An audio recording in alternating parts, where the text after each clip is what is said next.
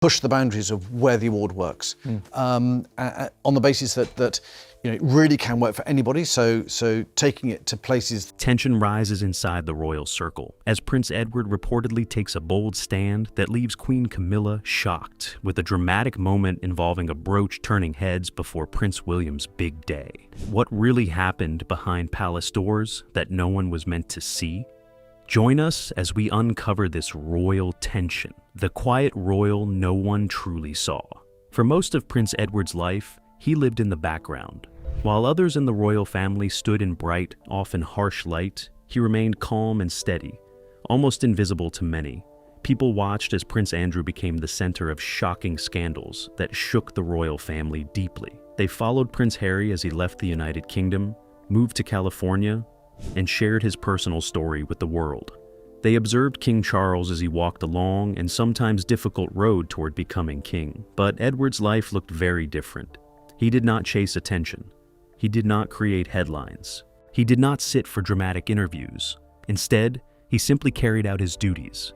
Day after day, year after year, he attended events, spoke to people, opened buildings, and quietly returned home. He wore neat suits, followed the rules, and stayed out of trouble. Because of this, many people overlooked him. Newspapers rarely focused on him. The public did not talk about him much. Even within the royal family, he was sometimes seen as unimportant. The youngest child of Queen Elizabeth II and Prince Philip, standing 15th in line to the throne. He was viewed as someone who would never truly matter in the larger story. But that idea was never correct.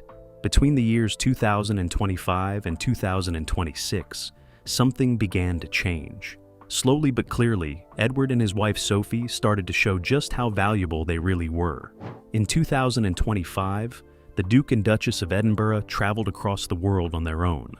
These were not small visits. They were important international duties. They went to Papua New Guinea to mark 50 years of independence for the nation.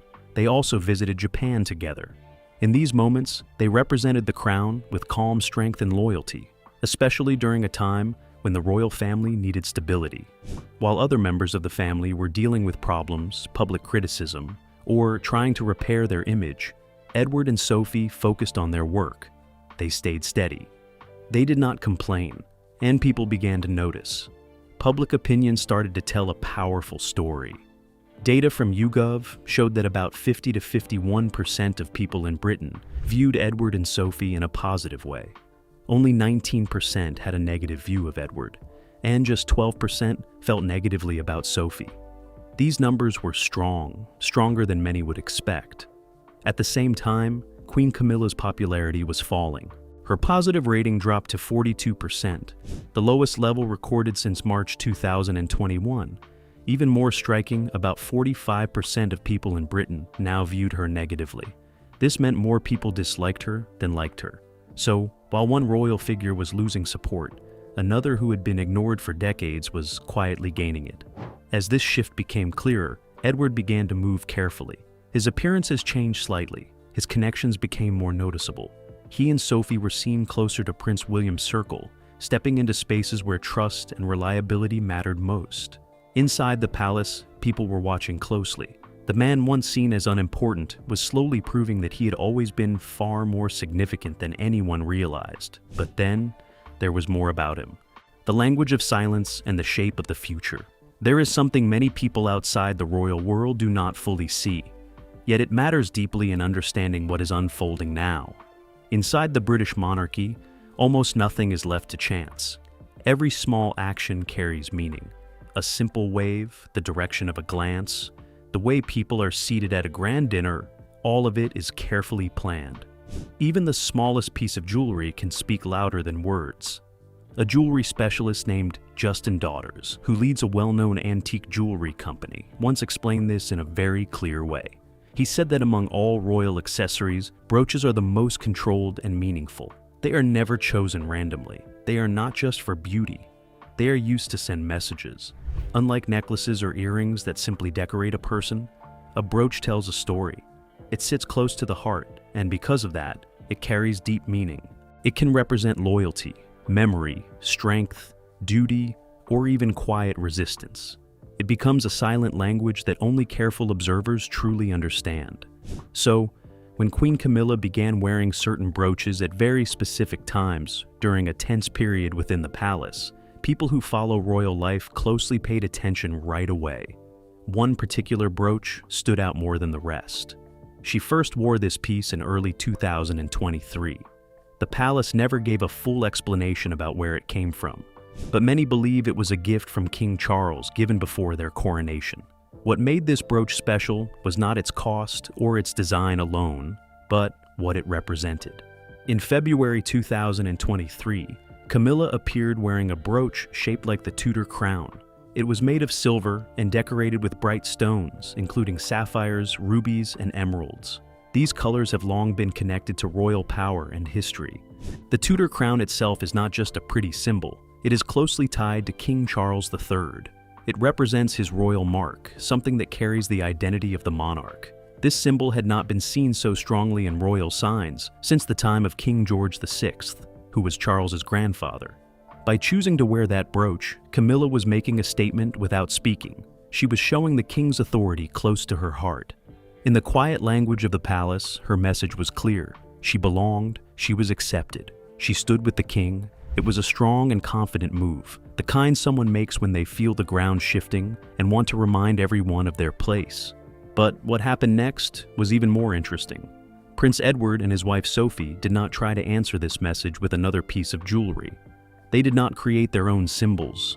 They did not speak to the press or try to stir public attention. Instead, they chose a quieter and more powerful path. They simply appeared where they were needed most.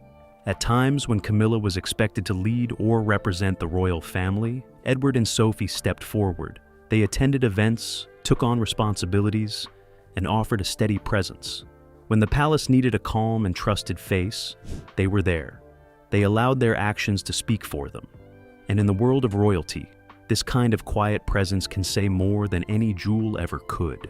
Their careful timing and steady work became a message of its own, one that many inside the palace could clearly understand. Justin Daughters once noted that the most powerful royal jewelry does not demand attention right away. It supports the moment instead of taking over it. In the same way, Edward and Sophie showed a kind of restraint that carried deep meaning. Their calm approach became their own version of a brooch, one that spoke softly but clearly. Now, this brings us to a much larger question, one that quietly guides many decisions inside Buckingham Palace today: the future of the monarchy. Prince William will one day become king. This is no longer a distant idea. It is something everyone within the royal circle is preparing for. Even if it does not happen tomorrow or next year, the moment is coming and people are already thinking ahead. His future role casts a long shadow. Those within that space are beginning to choose where they stand. Every appearance, every absence, every quiet decision is part of that choice. The real question is simple but powerful. When that future coronation happens, whose moment will it truly be? Because a coronation is not just a ceremony, it is a turning point. It reshapes the structure of power within the royal family. It shows who is trusted, who stands close, and who remains on the edges. The people seen in the front rows on that day will not be there by chance. They will be the ones who spent years building trust, making wise decisions, and staying connected to the future. One important moment that gave a glimpse into this future came during Easter in 2026. On that day, Catherine, the Princess of Wales, returned to a public church service for the first time since 2023. She arrived with Prince William and their 3 children. It was a simple moment, but it carried great meaning. As the family walked together, they appeared strong, united, and ready. After months of illness, rumors, and public curiosity, they stood side by side without saying a word, yet they answered every question.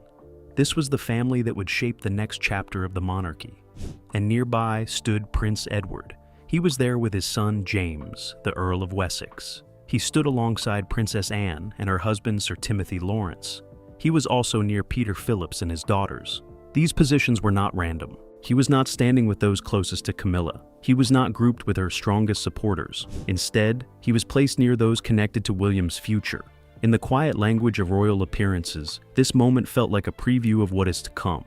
It showed alignment, closeness, and perhaps even intention.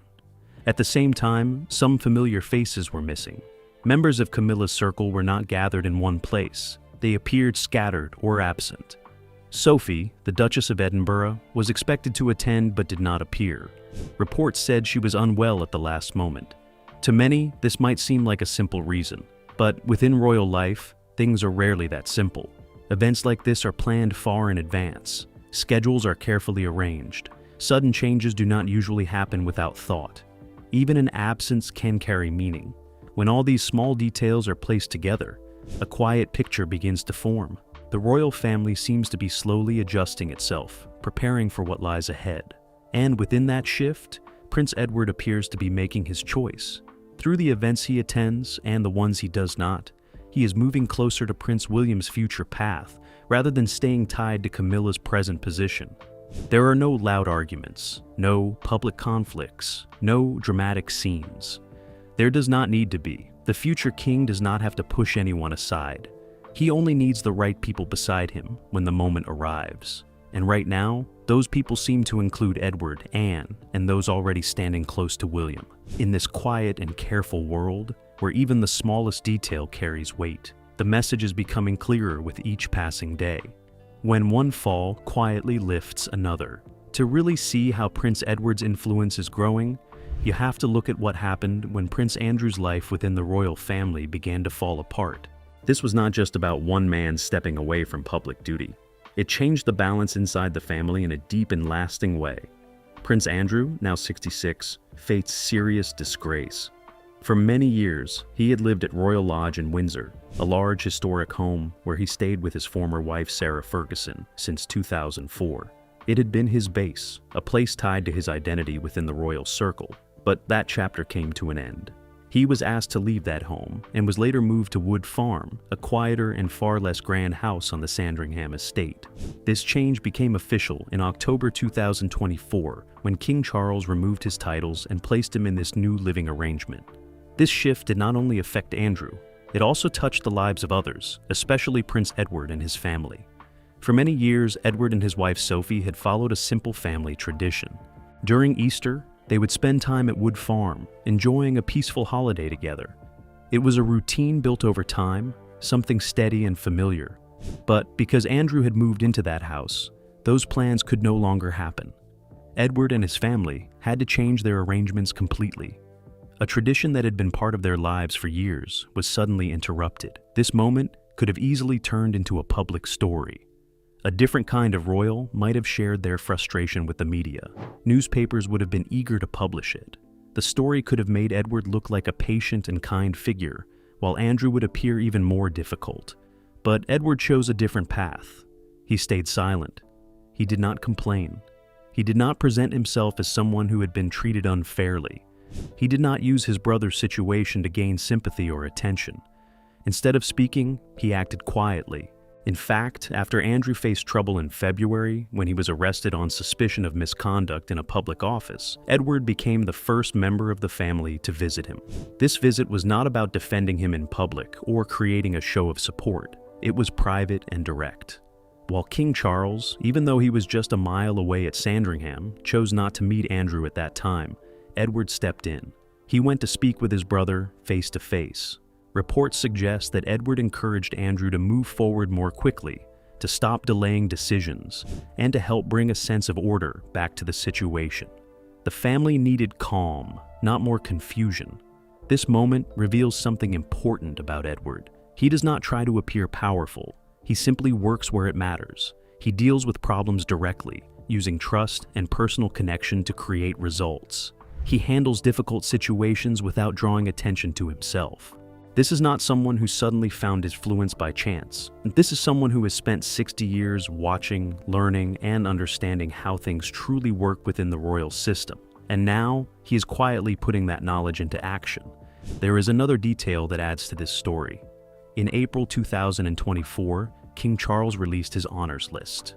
Several senior members of the family were recognized, including Queen Camilla, Prince William, and Princess Catherine. But Edward and Sophie were not included. This stood out, especially because they had taken on more responsibilities during a difficult time, particularly after the king's cancer diagnosis. They were doing more work, yet receiving less public recognition. Still, they did not slow down. They continued attending events. They continued supporting the crown. They kept showing up. If anyone believed that leaving Edward out of that honors list would reduce his importance or push him into the background again, that idea did not hold true. Respect from the public cannot be controlled by official lists or palace decisions. It grows through consistent action, and Edward, quietly and steadily, has continued to earn it. What quietly shaped power? To understand what is truly happening inside the royal family, it helps to look closely at something many people often overlook. Public opinion is not just about who people like. In a system like a constitutional monarchy, it quietly shapes influence, trust, and even power. The latest figures from YouGov tell a story that feels calm on the surface, but carries deep meaning underneath. Queen Camilla's approval rating now stands at 42%. This is her lowest level since March 2021. At the same time, the number of people who view her negatively has risen by 4 points, reaching 45%. This creates a simple but striking reality. More people in Britain now feel negatively about her than positively. When placed beside King Charles, the contrast becomes even clearer. The king holds around 60% positive support, which is nearly double the 31% who see him in an unfavorable way. Despite his age, his health struggles, and the long and sometimes difficult journey that brought him to the throne, he continues to hold steady support from the public. Then, there is Prince Edward. Around 50 to 51% of people in Britain feel positively about him and his wife, Sophie. Only 19% hold a negative view of Edward, while just 12% feel the same about Sophie. These are strong and balanced numbers, and they place him in a very different position. His standing is not just slightly better than Camilla's. It is clearly and significantly stronger. In a monarchy that depends on public trust to remain respected and supported, these figures carry real weight. They help decide who represents the crown on important visits abroad. They influence who stands at the front during major appearances. Over time, they quietly shape who gains influence and who slowly loses it. This shift can also be seen during public events. At the Commonwealth Day service, Princess Anne arrived dressed in bright red.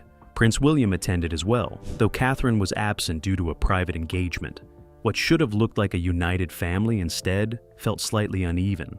Moments like this have happened more than once. At Easter, at Commonwealth gatherings, and at regular royal duties, small cracks have appeared.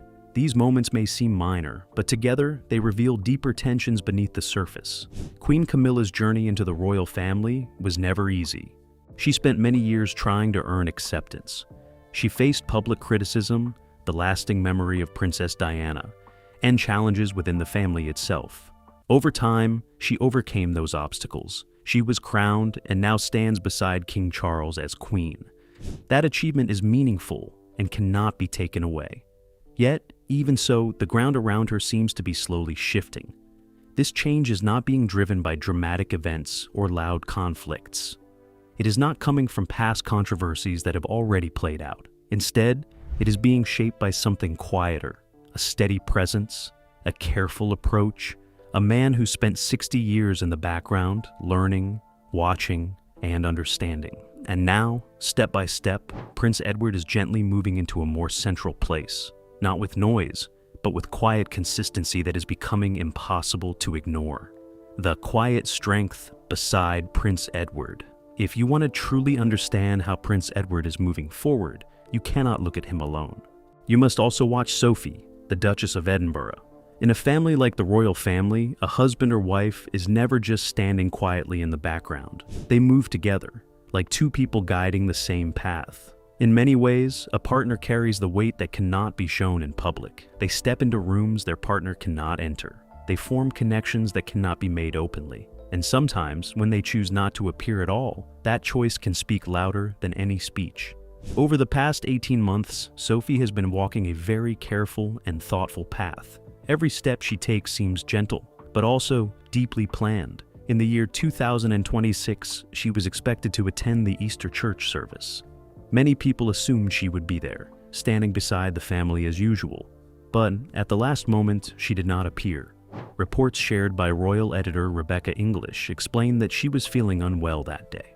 Her most recent public appearance before that had been on March 23rd, when she attended the Reasons for Hope Gala. This event honored the life and work of Dr. Jane Goodall, a woman known around the world for her dedication to nature and animals. It was a calm and meaningful event, the kind that fits Sophie's style perfectly. If this had been a single absence, it might not have meant much. Anyone can fall ill. Anyone can miss an event. But there was more. Just a few weeks before Easter, both Sophie and Edward were also not present at the Commonwealth Day service held at Westminster Abbey. This was another major event, one where Queen Camilla played a very visible role. Two important events and noticeable absences. Those who study royal life closely do not easily dismiss patterns like this. When something happens more than once, especially in such visible moments, it begins to feel less like chance and more like quiet intention. What makes Sophie especially interesting is what happens when she does step into the public eye. When she appears, everything about her feels complete. At the Commonwealth Day service, when she had attended in the past, she wore a carefully chosen outfit designed by Susanna London. Her look was finished with a hat by Jane Taylor and a clutch bag from Sophie Habsburg. Every detail was thoughtful. Every part of her appearance felt polished and calm. She did not seek attention. Yet she always leaves a strong impression. She speaks kindly. She carries herself with warmth. But more than anything, she seems to understand exactly where she should be and when she should be there. This is what makes her role so powerful. She is not stepping away from royal responsibilities. She is choosing them carefully. She is deciding which moments to be part of and which moments to quietly step back from. Together, Sophie and Edward are shaping a story, not through loud announcements, but through steady actions. Their path seems to align more closely with the future of the monarchy. The time that will be led by Prince William and his family, rather than the current circle surrounding Queen Camilla. Their bond is no longer just about marriage. It has become something more purposeful. They move with understanding. They support each other in ways that feel planned and precise. When they attend events, they do so with intention. When they do not attend, that choice also carries meaning. In the world they live in, being present is important. But choosing not to appear at the right moment can sometimes say even more. Sophie's decisions about where she stands and where she does not seem to gently place distance between her and Camilla's circle. This is not done loudly. There are no public words explaining it. There are no dramatic gestures. Instead, it is done through timing, through quiet steps and silence. And in the royal family, silence has always been one of the most powerful ways to speak. The lesson. He learned from the quietest queen.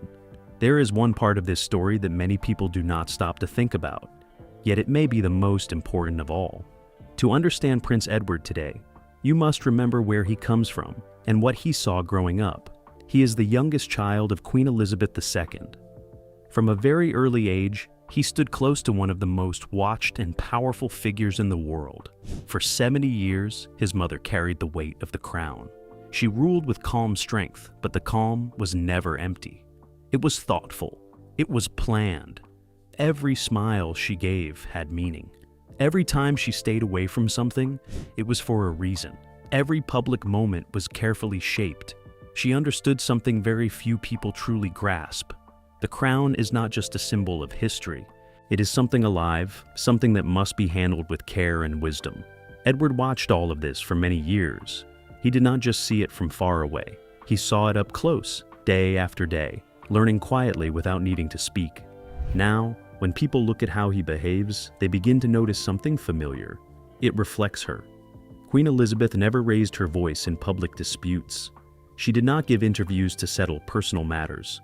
She did not use big royal events to embarrass family members. When there were problems, she handled them privately. She chose her moments carefully. She knew when to appear and when to step back. She understood that in royal life, speaking loudly can weaken your position. But staying calm and silent can slowly build real strength. Edward seems to be following this same path. Think about the times when he could have reacted differently. In April 2024, when King Charles announced his honors list, Edward and Sophie were not included. This was surprising, especially because they had taken on more responsibilities after the king's illness. Many people in public life would have felt hurt. Some might have quietly shared their feelings with the press. It would have been easy. A small message passed through a trusted contact, just enough to show disappointment. But Edward chose not to do that. He stayed quiet. Another moment came when his family's Easter plans were affected. For years, he had spent that holiday at Wood Farm, following a simple family tradition. But because of Prince Andrew's situation, those plans were suddenly changed. Again, he could have spoken out. He could have allowed the story to become public. But he did not. Instead, he adjusted and moved forward. And when Easter came, he appeared exactly where he needed to be. He stood beside the right people, in the right place, sending a clear message without saying a single word. This way of acting feels very familiar. It feels like something learned from his mother, shaped over time, and now used in a new situation. In a world where so much is about appearance, the strongest person is often the one who does not seem to be performing at all. There is another important detail that adds meaning to Edward's role today. He now holds the title Duke of Edinburgh. This was the title once held by his father, Prince Philip, from the year 1947 until his passing in 2021, a period of 74 years. That title carries a certain idea. It represents someone who supports the monarch, someone who works quietly behind the scenes, someone who does not seek attention but remains essential. Prince Philip lived this role in a complex way. He stood beside the Queen through many years of change, challenge, and growth. He was rarely the center of the story, but he was always close to where important decisions were made. Now Edward carries that same title, and with it, a similar sense of purpose. He is not trying to stand in front of Prince William. He is not acting as a rival. Instead, he is placing himself as someone dependable, someone steady, someone who can be trusted. He is becoming the kind of person a future king will need, someone who is already there before the crown is passed on, and who will remain long after the big ceremonies are over. It is a quiet role, but a powerful one. And if Queen Elizabeth were watching closely, she would likely understand exactly what he is doing. She might even see a reflection of her own way of leading, carried forward in her youngest son, not through loud actions, but through patience, timing, and quiet strength. If you enjoyed this video, like and subscribe, and also click the next video shown on your screen.